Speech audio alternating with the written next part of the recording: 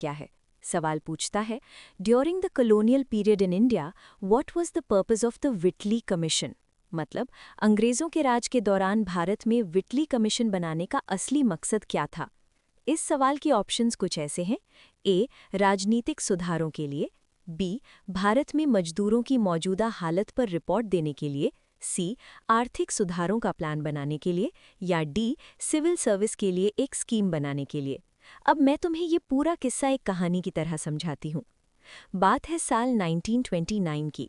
उस वक्त भारत में अंग्रेज़ों का राज था, लेकिन फैक्ट्रियों और मिलों में काम करने वाले भारतीय मजदूरों की हालत बहुत ख़राब थी।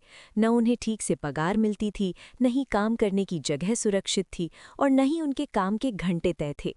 मजदूर बहुत परेशान थे और हड़तालें कर रहे थे। अंग्रेज़ों को डर था कि अगर मजदूरों का गुस्सा बढ़ गया तो ये उनके लिए मुसीबत बन जाएगा। इसलिए उन्होंने लंदन से एक आदमी को बुलाया जिसका नाम था J.H. विटली। उन्हें काम सौंपा गया कि वो एक टीम बनाएं और भारत जाकर देखें कि आखिर मजदूरों की असली समस्या क्या है। इसी टीम को विटली कमीशन या रॉयल कमीशन ऑन लेबर कहा गया। तो इस कमीशन का सीधा और एक ही मकसद था, लेबर यानी मजदूरों की हालत देखना और उस पर रिपोर्ट देना।